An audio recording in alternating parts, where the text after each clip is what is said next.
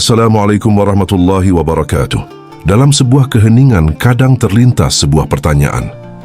Mengapa manusia memiliki kasih sayang, mampu mencintai, mampu merasa iba, mampu menangis ketika melihat penderitaan makhluk lain? Dari mana datangnya kelembutan hati itu? Mengapa di dalam diri manusia ada kerinduan kepada kebenaran, kepada ketenangan, kepada sesuatu yang terasa lebih tinggi dari dunia yang fana ini? Karena itulah tasawuf memandang manusia bukan hanya tubuh dari tanah, tetapi juga cermin bagi sifat-sifat Allah. Bukan berarti manusia adalah Allah dan bukan pula bagian dari zatnya. Tetapi manusia diberi kemampuan untuk memantulkan cahaya Asmaul Husna dalam kehidupan. Ketika kasih hidup dalam hati, ketika keadilan hadir dalam tindakan, ketika kelembutan menyentuh sesama makhluk, disitulah nama-nama Allah mulai tampak dalam gerak hidup manusia. Maka Asmaul Husna bukan hanya untuk dihafal, bukan sekadar zikir di lisan, tetapi untuk dihidupkan.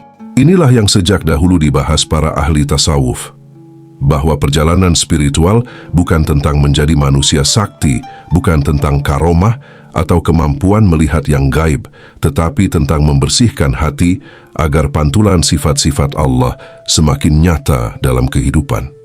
Hingga keberadaan seorang manusia membawa ketenangan bagi manusia lain, membawa rahmat bagi alam, dan menghadirkan kasih bagi seluruh makhluk.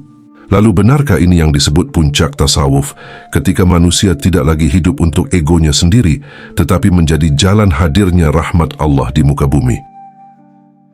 Sejak awal penciptaannya, manusia bukanlah makhluk biasa. Al-Quran menggambarkan bahwa ketika jasad manusia telah disempurnakan, Allah berfirman, "Aku tiupkan ke dalamnya ruhku."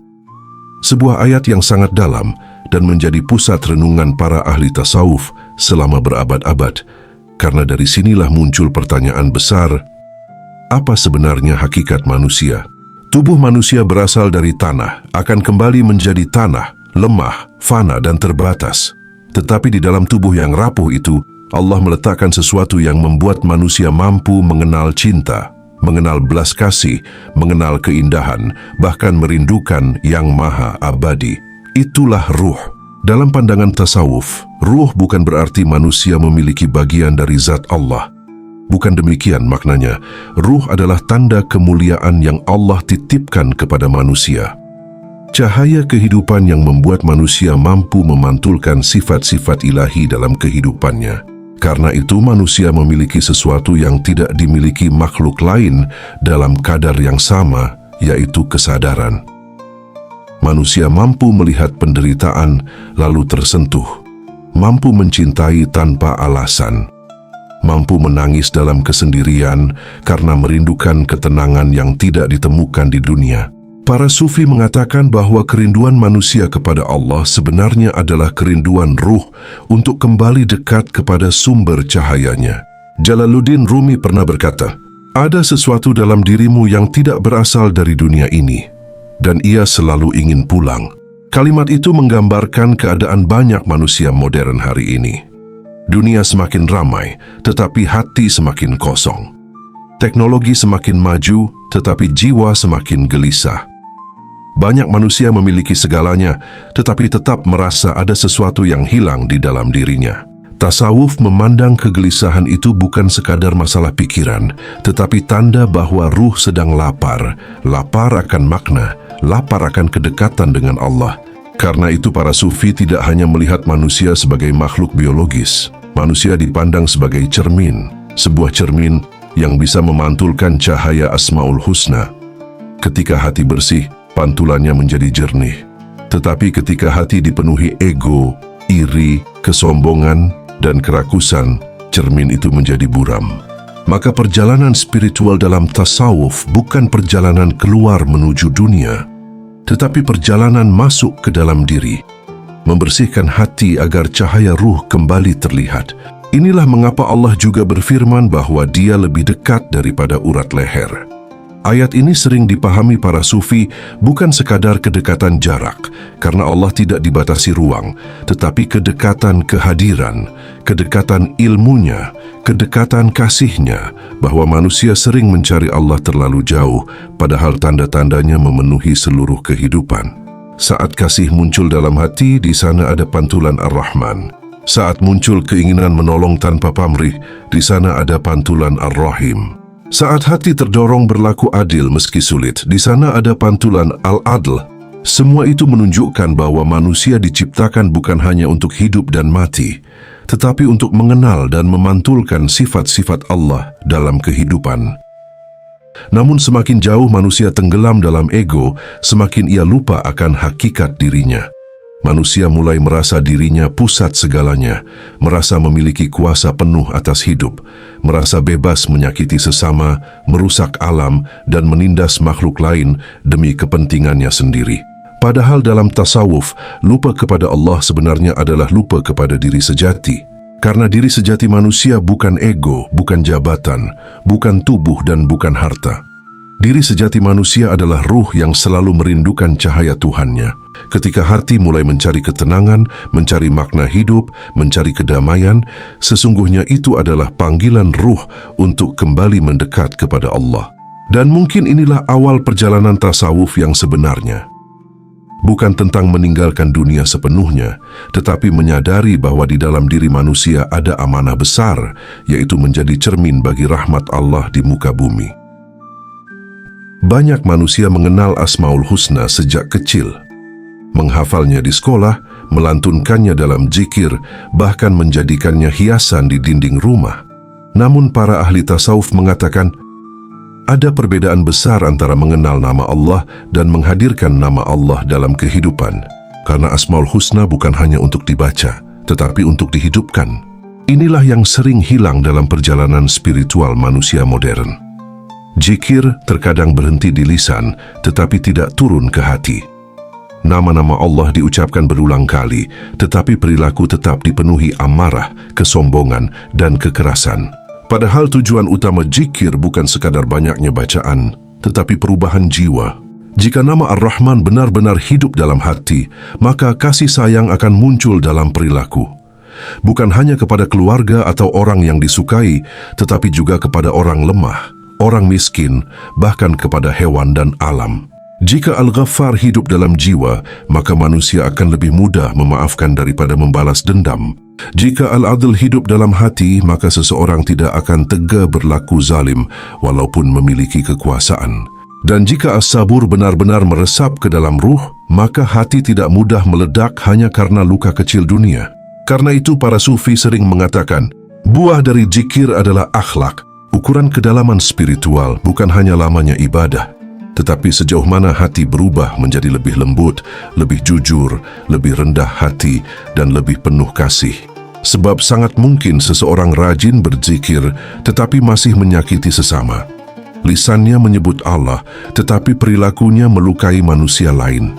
Dalam pandangan tasawuf, keadaan seperti ini menunjukkan bahwa nama-nama Allah belum benar-benar hidup di dalam dirinya. Zikir masih berputar di mulut, belum menembus hati. Jalaluddin Rumi pernah berkata, angkat kata-kata bukan suara, hujanlah yang membuat bunga tumbuh bukan petir. Maknanya sangat dalam. Spiritualitas sejati tidak diukur dari kerasnya ucapan atau banyaknya penampilan religius, tetapi dari kelembutan yang tumbuh dalam jiwa, seperti hujan yang diam-diam menghidupkan bumi. Tasawuf mengajarkan bahwa setiap Asmaul Husna adalah jalan penyucian diri. Ketika manusia berzikir ya Rahman, sebenarnya ia sedang belajar menjadi pribadi yang penuh kasih. Ketika menyebut ya Latif, ia sedang belajar menjadi lembut dalam perkataan dan tindakan. Ketika menyebut ya Haq, ia sedang melatih dirinya untuk mencintai kebenaran walaupun pahit. Dan ketika menyebut ya Nur, ia sedang memohon agar hatinya diterangi cahaya kesadaran. Maka semakin seseorang mengenal Asmaul Husna, seharusnya semakin indah pula akhlaknya. Karena dalam tasawuf manusia bukan diminta meniru kekuasaan Allah, tetapi memantulkan kasih-Nya. Bukan menjadi tinggi dan sombong, tetapi menjadi jalan hadirnya rahmat di bumi. Inilah sebabnya para sufi sangat menekankan adab dan akhlak. Bahkan sebagian dari mereka mengatakan bahwa seluruh tasawuf sebenarnya hanyalah satu hal, memperindah akhlak sampai hati menjadi bening. Sebab hati yang bening akan lebih mudah memantulkan cahaya Asmaul Husna. Sebaliknya, hati yang dipenuhi ego akan menjadikan zikir hanya suara kosong tanpa kehidupan. Dan disinilah perjalanan spiritual mulai memasuki tahap yang lebih dalam, bahwa mengenal Allah bukan hanya lewat bacaan dan hafalan, tetapi lewat perubahan cara hidup, cara memandang manusia, cara memperlakukan makhluk lain, cara berbicara, cara marah, cara mencintai. Karena Asmaul Husna sejatinya bukan sekadar nama yang diucapkan, tetapi cahaya yang ingin hidup di dalam diri manusia. Dalam pandangan tasawuf, manusia sering disebut sebagai mikrokosmos, alam semesta kecil yang menyimpan rahasia besar di dalam dirinya. Karena seluruh perjalanan spiritual pada akhirnya bukan sekadar mencari Allah di luar diri, tetapi menyadari pantulan tanda-tandanya yang telah Allah letakkan dalam hati manusia. Para sufi menggambarkan hati manusia seperti cermin. Ketika cermin itu bersih, ia mampu memantulkan cahaya Asmaul Husna. Tetapi ketika dipenuhi debu ego, kesombongan, iri, kebencian, dan cinta dunia yang berlebihan, pantulan itu menjadi gelap dan buram. Karena itu tugas utama seorang pencari dalam tasawuf bukan menambah sesuatu ke dalam dirinya, tetapi membersihkan apa yang menghalangi cahaya itu. Jalaluddin Rumi pernah berkata, jika besi dibersihkan dari karatnya, ia akan memantulkan cahaya seperti cermin. Begitulah hati manusia. Pada dasarnya, hati diciptakan untuk mengenal Allah. Tetapi kehidupan dunia sering membuat manusia lupa akan hakikat dirinya. Hati menjadi keras, jiwa menjadi gelisah, dan manusia mulai hidup hanya untuk ego dan keinginannya sendiri. Padahal setiap Asmaul Husna sebenarnya memiliki pantulan dalam kehidupan manusia. Ketika kasih muncul tanpa pamrih, di sana ada pantulan Ar-Rahman. Ketika seseorang mampu memaafkan walau disakiti, di sana ada pantulan Al-Ghaffar. Ketika seseorang menjaga keadilan meski merugikan dirinya sendiri, di sana ada pantulan Al-Adl. Ketika seseorang menjadi penenang bagi hati orang lain, di sana ada pantulan As-Salam. Dan ketika keberadaan seseorang membuat orang lain merasa aman, dihargai dan dicintai, di sana cahaya Allah sedang bekerja melalui akhlaknya. Inilah yang membuat para sufi lebih menekankan perubahan batin daripada sekadar penampilan luar. Karena seseorang bisa terlihat religius, tetapi hatinya masih dipenuhi amarah dan kesombongan. Sebaliknya, ada manusia yang sederhana, tenang, lembut, dan penuh kasih, namun kehadirannya menghadirkan kedamaian bagi sekitarnya. Dalam tasawuf, manusia seperti itulah yang dianggap mulai menjadi cermin sifat-sifat Allah. Namun penting dipahami, memantulkan sifat Allah bukan berarti manusia menjadi Tuhan. Bulan tidak pernah menjadi matahari walaupun memantulkan cahayanya, dan cermin tidak pernah menjadi wajah yang dipantulkannya. Begitu pula manusia, semua kasih, kelembutan, kebijaksanaan, dan cahaya yang ada dalam dirinya hanyalah pantulan kecil dari kesempurnaan Allah yang Maha Agung. Semakin manusia menyadari hal itu, semakin hilang kesombongannya. Karena manusia mulai sadar bahwa semua kebaikan bukan berasal dari ego dirinya, tetapi dari rahmat Allah yang mengalir melalui kehidupannya. Maka para sufi besar justru semakin rendah hati ketika semakin dekat kepada Allah. Mereka tidak merasa suci, tidak merasa paling benar, tidak haus dipuji manusia, sebab semakin dekat seseorang kepada cahaya, semakin jelas pula ia melihat kekurangan dirinya sendiri. Inilah yang membedakan spiritualitas sejati dengan ego spiritual. Ego spiritual membuat manusia merasa lebih tinggi karena ibadahnya, merasa lebih suci karena ilmunya, merasa lebih dekat kepada Allah dibanding orang lain. Sedangkan tasawuf sejati justru menghancurkan rasa aku yang berlebihan itu. Karena selama ego masih menjadi pusat kehidupan, cahaya Asmaul Husna sulit memancar dengan jernih. Maka perjalanan tasawuf sebenarnya adalah perjalanan membersihkan hati sedikit demi sedikit, mengubah amarah menjadi kasih, mengubah kesombongan menjadi kerendahan hati, mengubah kebencian menjadi cinta. Hingga akhirnya manusia tidak lagi hidup untuk memuaskan dirinya sendiri, tetapi menjadi jalan hadirnya rahmat Allah bagi sesama makhluk. Dan mungkin disitulah makna terdalam menjadi khalifah di bumi. Bukan menguasai dunia dengan ego manusia, tetapi menghadirkan sifat-sifat Allah dalam kehidupan. menjadi tangan yang menolong, menjadi hati yang mengasihi, menjadi lisan yang menenangkan, menjadi keberadaan yang membawa cahaya. Karena dalam pandangan para sufi, manusia terbaik bukan yang paling banyak bicara tentang Allah, tetapi yang hidupnya membuat makhluk lain merasakan kasih Allah. Ketika Asmaul Husna mulai hidup di dalam hati manusia, perubahan itu tidak hanya terlihat dalam hubungan kepada sesama manusia, tetapi juga dalam cara memandang alam, hewan, tumbuhan, bahkan seluruh kehidupan di bumi. Sebab dalam pandangan tasawuf, alam bukan benda mati yang tercipta tanpa makna. Seluruh alam adalah ayat-ayat Allah yang hidup. Gunung, lautan, angin, hujan, pepohonan, hingga hewan-hewan kecil, semuanya bertasbih kepada Allah dengan caranya masing-masing. Al-Quran menyebut bahwa tidak ada sesuatu pun kecuali bertasbih memujinya, hanya saja manusia tidak memahami tasbih mereka.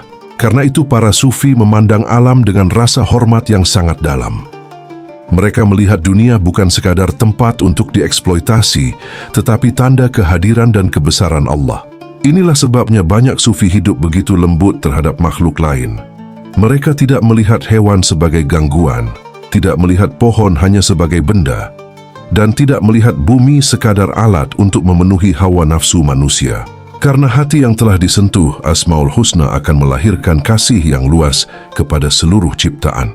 Ketika nama Ar-Rahman hidup dalam hati, kasih itu meluas kepada semua makhluk. Ketika Al-Latif hidup dalam jiwa, manusia menjadi lembut bahkan kepada makhluk kecil yang sering diabaikan.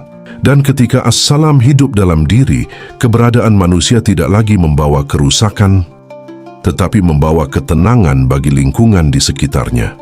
Jalaluddin Rumi pernah berkata, ada jiwa di setiap daun yang gugur. Kalimat ini bukan sekadar puisi, tetapi cara pandang ruhani bahwa seluruh alam memiliki hubungan dengan Allah. Segala sesuatu membawa tanda-tandanya.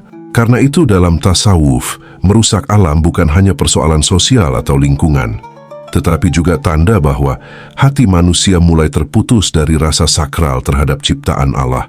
Manusia modern sering merasa dirinya penguasa bumi. Hutan ditebang tanpa belas kasih, sungai dirusak, hewan dibunuh demi kesenangan, alam diperas demi kerakusan yang tidak pernah selesai. Padahal manusia tidak diciptakan sebagai penguasa yang semena-mena. Manusia diciptakan sebagai khalifah, penjaga amanah, dan seorang penjaga sejati tidak menghancurkan apa yang dititipkan kepadanya. Para sufi memahami bahwa semakin dekat seseorang kepada Allah, semakin halus pula hatinya terhadap kehidupan. Ada kisah-kisah sufi yang berhenti berjalan hanya agar tidak menginjak semut. Ada yang menangis melihat pohon ditebang sembarangan. Ada yang memberi makan anjing lapar sambil berkata bahwa makhluk itu juga ciptaan Allah.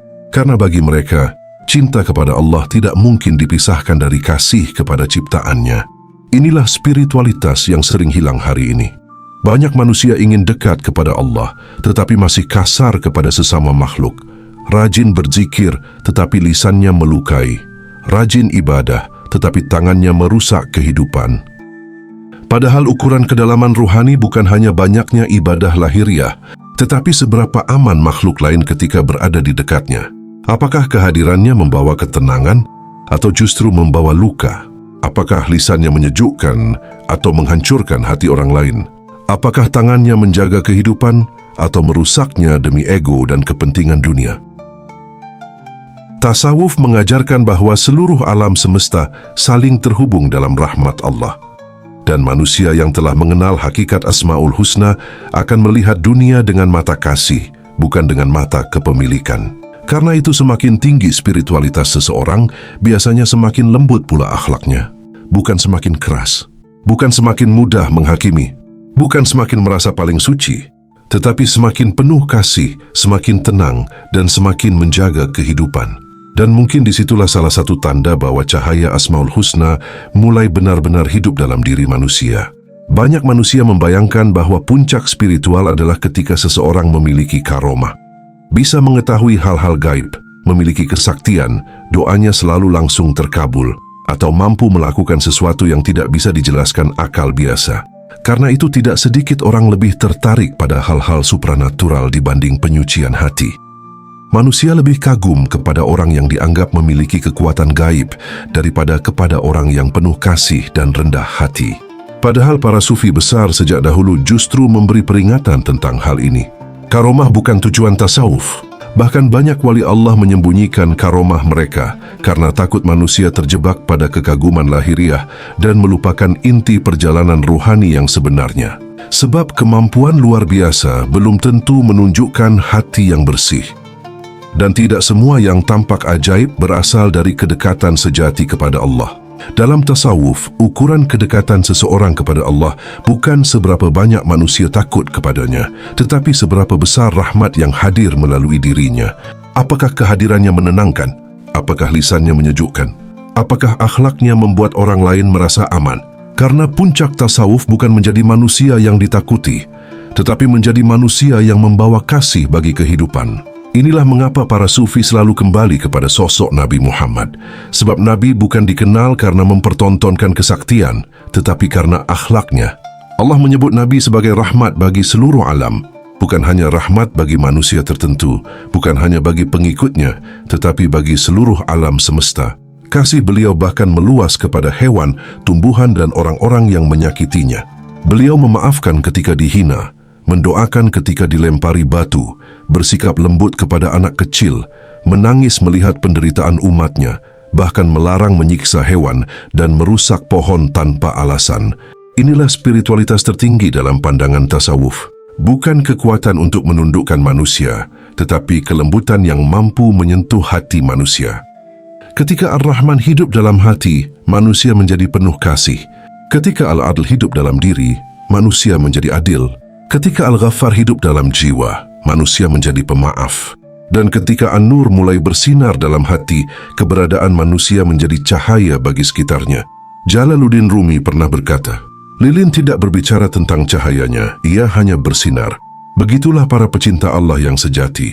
Mereka tidak sibuk mengaku paling spiritual, tidak haus dipandang suci, tidak ingin dipuja manusia. Tetapi hidup mereka diam-diam memberi cahaya, membuat hati lain tenang, membuat kehidupan lain merasa dicintai. Karena semakin dekat seseorang kepada Allah, biasanya semakin hilang keinginan untuk meninggikan dirinya sendiri. Yang tersisa hanyalah kasih. Dan mungkin itulah puncak tasawuf yang sebenarnya.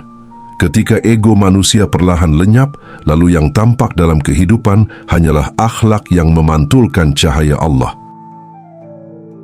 Pada akhirnya, tasawuf bukan perjalanan untuk menjadi manusia yang dipuji karena kesaktiannya. Bukan tentang mengejar karomah, kemampuan gaib, atau kedudukan spiritual di mata manusia.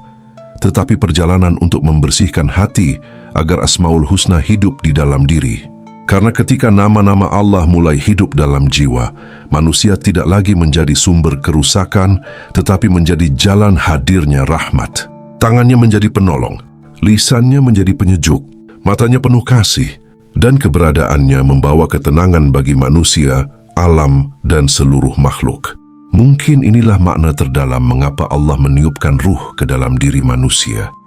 Agar manusia tidak hanya hidup sebagai makhluk dunia, tetapi menjadi cermin bagi cahaya dan kasihnya di muka bumi. Dan mungkin inilah puncak tasawuf yang sebenarnya, bukan ketika manusia mampu menunjukkan hal-hal luar biasa, tetapi ketika akhlaknya menjadi begitu indah hingga makhluk lain merasa aman di dekatnya. Jika pembahasan ini menyentuh hati, tulis di komentar. Ya Allah, jadikan aku kepanjangan tangan-Mu dalam menyebarkan kasih dan rahmat-Mu. Semoga hati ini tidak hanya sibuk menyebut nama Allah, tetapi juga mampu menghadirkan nama-namanya dalam kehidupan sehari-hari. Semoga kasih menjadi cara memandang. Semoga kelembutan menjadi cara berbicara. Semoga keadilan menjadi cara bertindak. Dan semoga hidup ini menjadi jalan hadirnya rahmat Allah bagi sesama. Semoga Allah melembutkan hati, membersihkan jiwa, dan menjadikan kehidupan ini penuh cahaya Asmaul Husna. Wassalamualaikum warahmatullahi wabarakatuh.